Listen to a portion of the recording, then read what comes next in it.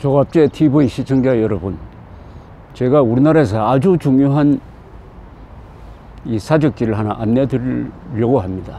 여기 지금 제가 서 있는 곳은 어디냐? 사직단입니다. 사직단. 서울 사직공원 옆에 있는 사직단인데, 저 앞에 있는 이 계단 위에 제단이 하나 있습니다. 제단. 이 제사 지내는 단입니다. 요게 뭐냐? 요게 사단이라고 그럽니다. 사단. 사자는 사회할 때 그 사자입니다. 이 땅을 나타내는, 땅을 지키는 신의 이름입니다. 그러니까 땅을 지키는 신에게 제사를 지내던, 유교식 제사입니다. 유교식 제사를 지내던 곳입니다. 물론 조선조 때 이야기입니다. 그 다음에 거기서 요 서쪽으로 가면요, 요게 서쪽 방향인데, 요게 똑같은 단이 하나 있습니다. 똑같은 단이 있습니다. 아주 심플하게 요렇게 요게 한 길이가 7m, 단의 높이는 한 1m 됩니다. 요거는 직단이라 불립니다. 직단은 뭐냐? 지금 곡식의 신입니다. 곡식의 신에 제사 지내던 곳입니다. 그러니까 이 직단과 요 사단을 합쳐서 사직단이라고 부르죠. 사직단. 그러면은 이 사직단이 언제 만들어졌느냐 하면은 제가 요점 와서 말씀드리겠습니다. 우선 방향을 말씀드려야 되는데, 지금 저 앞에 있는 저 문이 남신문입니다. 즉 남쪽입니다. 남문입니다. 이게 남문. 제가 북쪽에서 남쪽으로 보고 말씀드립니다. 그리고 저쪽은, 저 끝에 있는 문은 서문이군요. 서문. 요것은 직단이고, 요것은 사단이고, 저 정면에 보이는 것이 끝이 북신문입니다. 북쪽입니다. 그리고 요것이 끝이 동문이죠. 동문. 그런 방향 감각을 아실 것이라고 생각을 합니다. 자, 이 사직단은 언제 만들어졌느냐 하면은 1395년입니다. 1391년에 이성계가 조선조를 개국을 합니다. 그리고 1394년에 개경에서 한양으로 천도를 해요. 그리고 뭘 만드느냐? 첫째 경복궁을 만듭니다.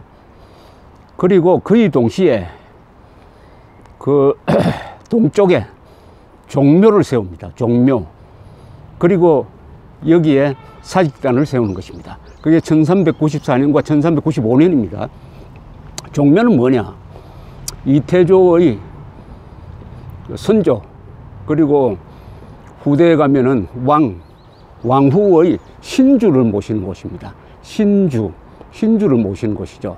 그것은 왕가의 정통성을 상징합니다. 국가 주권의 상징을 나타내는 아주 가장 중요한 건물이죠. 종묘.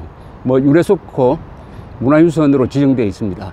일자 건물 아닙니까? 그 폭이 한 100m 되는 아주 정갈하고 위험이 있는 전형적인 조선조의 건물입니다. 아름답죠.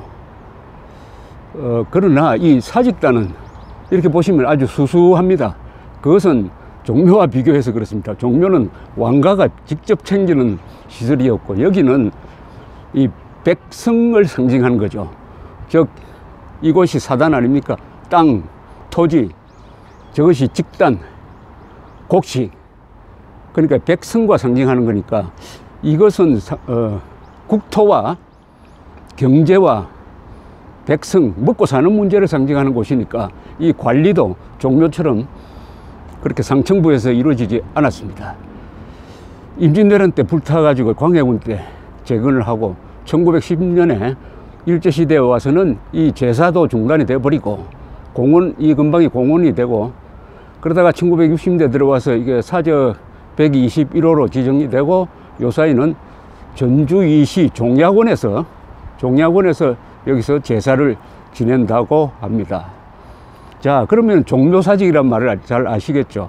종묘사직. 사극에 보면은 신하들이 사직이 위태롭다든지, 뭐 종묘사직이 흔들림이라든지 이런 이야기를 하는데, 종묘와 사직을 합치면 국가입니다.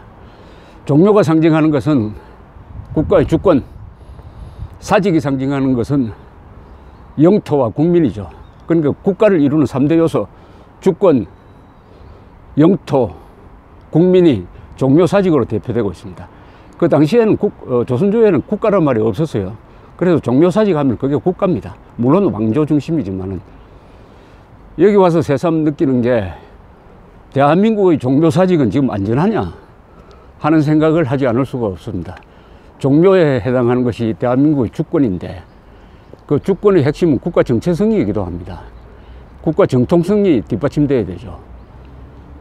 그것은 뭐냐? 대한민국만이 한반도의 유일한 합법국가다. 왜냐? 대한민국은 선거를 통해서 1948년 5월 총선을 통해서 국회를 구성하고 그 국회가 헌법을 만들고 헌법에 의해서 정부가 수립되었다. 1년의 과정이 1948년 8월 15일에 완결됨으로써 정부 수립, 즉 대한민국이 건국되었다. 무엇보다도 공정한 선거, 유엔도 인정한 공정한 선거를 통해서 우리나라 역사상 최초로 수립이 된 국민국가다. 이것이 대한민국 정통성의 근본입니다. 선거를 통해서 세워진 유일한 국가입니다. 그것은 또 유엔이 총선 과정을 감시를 하고 공정하게 치러졌으므로 유엔 총회 결의에 의해서 대한민국만이 한반도의 유일한 합법국가라고 강조를 하고 있습니다. 동시에 우리 민족사에서 대한민국은 한반도를 통치해 온 우리 한민족을 대표하는 챔피언 국가, 즉 우리 민족사의 정통국가인 것입니다. 정통국가. 그래서 대한민국은 민족사의 정통국가 그리고 유일한 합법국가. 그러니까 북한 정권을 우리는 헌법 제3조에서 우리 영토를 불법 강점하고 있는 반국가단체이므로 헌법 제4조를 통해서 자유민주적 기본질서에 의한 평화적 통일로서 북한을 우리와 같은 자유민주주의 체제로 만들므로써 헌법 제1조 대한민국은 민주공화국이다 하는 것을 구현해야 할 의무를 우리한테 부여하고 있습니다. 이것은 헌법의 의무인 것입니다. 근데 요사이 문재인 대통령이 흡수통일할 생각이 없다든지 인위적 통일을 할 생각이 없다는 것은 그 헌법 위반의 소지가 있습니다. 근데 지금 대한민국 안에서 이 종묘와 사직을 흔드는 세력이 있습니다. 우리 전통문화와는 관계없는 유럽에서 만들어진 악령과 같은 계급투쟁론에 영원히 넘어간 이 세력들이 한국 사회의 주도권을 잡고 첫째, 대한민국 건국을 인정할 수 없다. 1948년 8월 15일의 대한민국 건국은 건국이 아니다. 1919년의 상해 임시정부가 그게 건국의 출발점으로 봐야 된다 하는 이 억지를 펴면서 대통령까지 그런 잘못된 역사관에 넘어가 가지고 내년을 대한민국 건국 70주년으로 기리는 것이 아니라 대한민국 임시정부 수립 100주년을 대한민국 100주년이라고 이렇게 호도하는 그런 움직임이 일어나고 있습니다. 이것은 어쨌든 대한민국 건국을 부정함으로써 북한 정권을 대한민국과 동격으로 놓든지, 그 중에 일부 세력은 북한 정권이 대한민국 위에 있다고 생각하는 사람들이 있습니다. 이것은 종묘, 사직, 특히 종묘로 상징되는 국가 정통성, 정체성을 뒤집어 엎는 국가의 영혼을 파괴하는 아주 위험한 짓입니다. 여기서 그치지 않습니다. 대한민국 건국은 1948년에 이루어졌지만은 어떻습니까? 대한민국 건국은 그 2년 뒤에 있었던 김일성 남침으로부터 국제사회, 유엔, 미군의 도움을 받아서 지켜낸 호국이 실패했다면은 이런 근사한 세상은 없었을 것입니다. 이 6.25 전쟁을 어떻게 보느냐? 일부 대한민국 건국을 부정하는 세력은 6.25를 남침전쟁이라고 부르지 않습니다. 내전 또는 대리전이라고 부릅니다. 우리끼리 싸운 거니까 잘잘못 가리지 말자. 대리전, 양쪽이 다 공산 자유진영의 대리전을 했으니까 그것은 부끄러운 전쟁이었다. 이런 식으로 6.25 전쟁의 의미를 훼손합니다. 6.25 전쟁은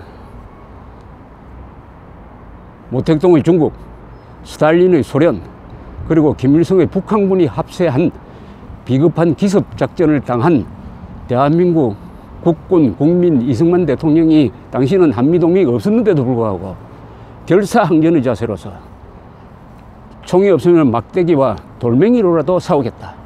결사항전의 자세로서 지켜낸, 그래서 한국만 지켜낸 게 아니라 자유세계를 지켜낸, 그래서 요사이는 한국인들이, 국군이 유엔군의 도움을 받아서 침략전쟁에 맞음으로써 결국은 공산주의 세력이 그 40년 뒤에 붕괴되는 계기를 만들었다. 세계사적인 의미가 있는 위대한 승리의 자유를 위한, 대의를 위한 전쟁이었다라고 높게 평가하는데, 아직도 한국에서는 친북, 좌파, 계급투쟁론자들이 민중사관이라는 것을 앞세워가지고 내전이었다, 대리전이었다고 이런 이야기를 하고 있습니다. 놀랍게도 문재인 대통령이 유엔에 가서, 우리를 구해준 그 유엔에 가서 한국전은 내전이고 국제전이었다라는 이야기를 하는가 하면은, 한강이라는 작가가 뉴욕타임즈에 글을 쓰면서 한국전은 대리전이었다라고 이야기를 하고, 이것을 청와대에서 좋은 글이라면서 소개를 하고 있는 이런 위기가 지금 조성되고 있습니다. 이것은 국가 영혼을 흔드는 것이고 영혼을 파괴하는 행동인 것입니다. 국가의 영혼입니다. 영혼. 국가의 영혼은 헌법이기도 하지만은 국가 정체성과 정통성으로 집약이 되는, 대한민국만이 우리 민족사의 정통국가이고 한반도의 유일한 합법국가이므로 자유민주적 기본질서에 입각한 통일을 해서 노예 상태로 사는 2,500만 북한 주민들을 해방시켜서 우리가